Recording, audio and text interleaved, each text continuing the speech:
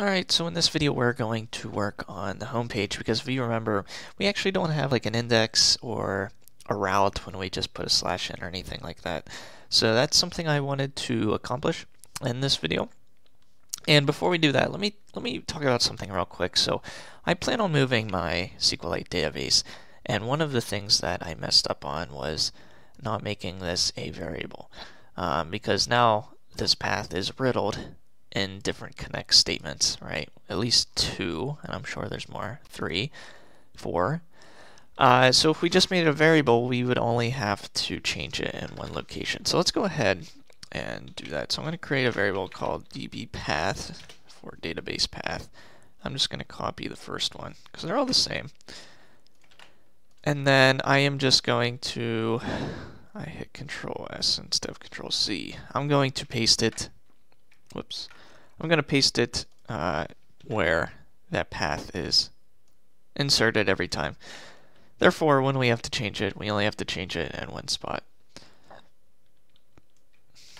I think there's one more. Okay. Yeah, that looks good. Okay. So we don't have, yeah, right. We don't have any homepage. And this is where I wanted to show all of the different reviews that people make, all of different posts. I said posts, I mean reviews. So let's go into our templates and let's add a new file, and let's call that like index.html.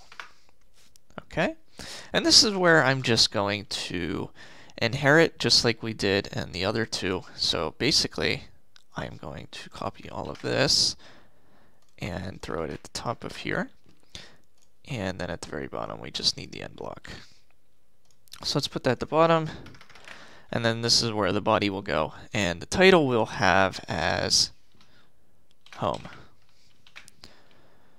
Okay, so it's going to have the same base HTML template that the others have, and now we just need to display the posts, or the, I keep saying posts, the reviews that people make. So I did a little bit of HTML on my laptop because that's where I like to mess around with stuff before I make a video out of it. In Bootstrap, there's a neat little media class that they have, and it looks like this. So this would be like the user icon, or maybe like the first initial of the username or something like that. This would be the username, and this would be, in this case, this would be what? The content. But I think we're going to switch it up a little bit. So here I'm gonna keep the same icon, but this is going to be the video game that they're reviewing, and maybe it'll say the console as well. So it'll say like, you know, Forza whatever on Xbox, and then this will be the username instead of this really long string, and then below it'll be a whole, you know, review. And I'm thinking about having it just show part of the review. Obviously, if it's like 1,000 characters, we don't want to show, or 2,000 characters, all 2,000, as people are scrolling down. We can have a read more button, like you see. If posts reach a certain length, they can hit read more and it'll expose the rest.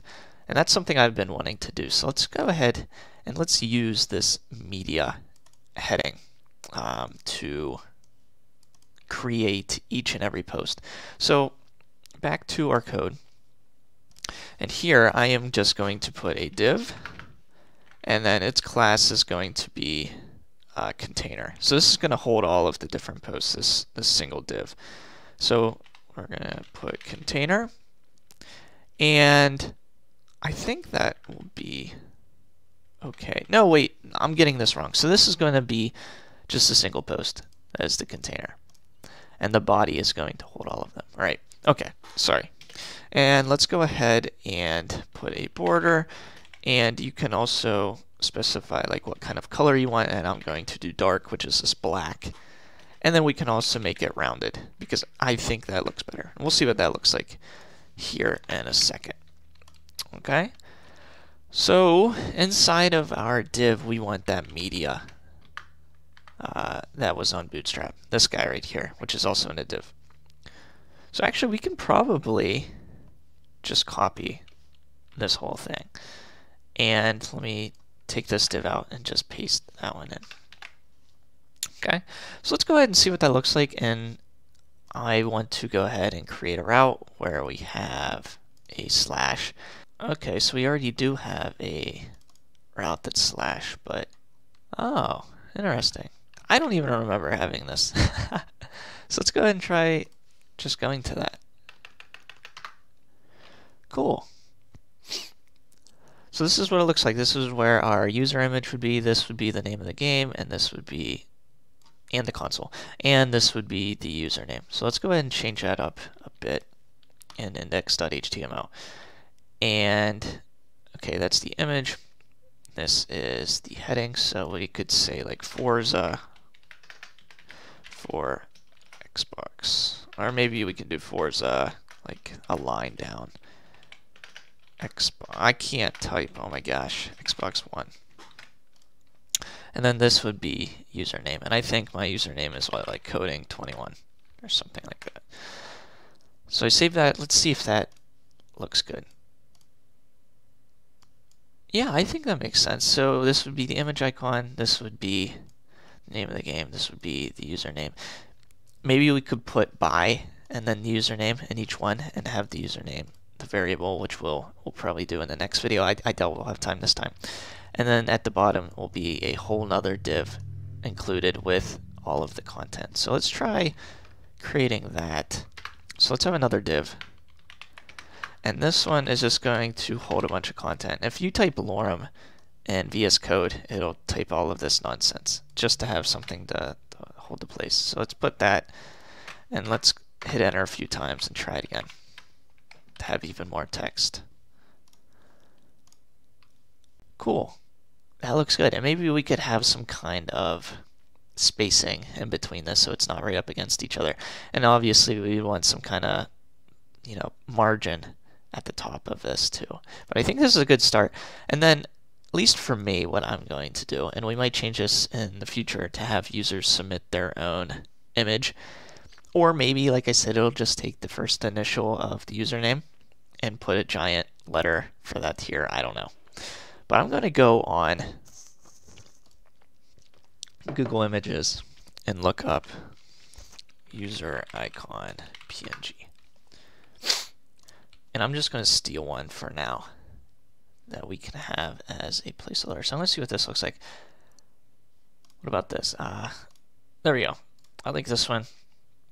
Let's go ahead and save this image. And you can see it's transparent, so that's going to fit nicely. So it can grab the background color. Okay. And now I'm going to go ahead and, while we're on the topic, I am going to talk about another folder. So we have the templates folder, and we can also have what's called, I don't want it in the templates folder. Let me click out of that. We can have another one called static. And this is holding all of our static resources, such as JavaScript or CSS or images. So I'm going to put another folder or directory in the static directory and call this img for image. Okay. So now we're in that. I didn't know VS Code did this. That's interesting. Okay, so let's go ahead and open that folder in File Explorer. Okay, so I just copied that user image.png into this image directory that we made in the static directory. I wish it didn't look like this. I wish it had more of a, it showed more of the path. Like in static was the image directory, and we could open that up. And anyway, that's interesting. Okay, whatever. So instead of the source being this, let's go ahead and put our user image. And this is where we can use something in Flask, which is nice. And we put in two curly braces on each side, open and close. And then we can do a function called URL_for. And the first parameter is going to say what is the folder called, so it's called static. Okay, and then path, or not path, file name. And actually it's not in static, it's actually in static.img, right? If it were just in the static directory, we'd keep it as static, but since it's in the img folder in static, That's why we do static/img. And then file name, which we're going to set equal to. So file name, and that's going to equal user image.png. So I think this will work. So we're just going to use this nice little URL for, and then that will grab in the whole source file path. So let's go ahead and try running this now. Could not build URL for with values file name. Did you mean static instead? Maybe. So let's try it. Maybe I got that wrong. Maybe it is static. Now let's do img/user image. Ah, there we go. And you can see it's not transparent, so that's not good. Let's try another icon. Alright, so I just replaced that, and it looks like... Okay, so if you hit Control F5, it actually removes, or it reloads rather, without the cache. And now we can see our new image. And we want to make this a little bit smaller, so it's not taking up that much room. So I'm going to do height. What do I want the height to be? Like 50 or 75 pixels? Let's just do 50 for now.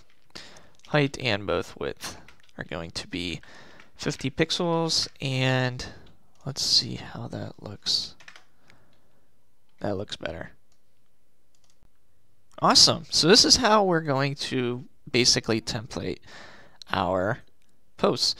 And then in the next video, we'll go ahead and set up the database for a new table in which we'll put all of our posts, and then we will display all of the different posts in this homepage. Sounds pretty good. All right, so that's all I'm going to do in this video. In the next one, yeah, we'll set up that database and then kind of show you how we can do a for loop in HTML to show all of these different posts. So stay tuned. I will see you guys in the next one.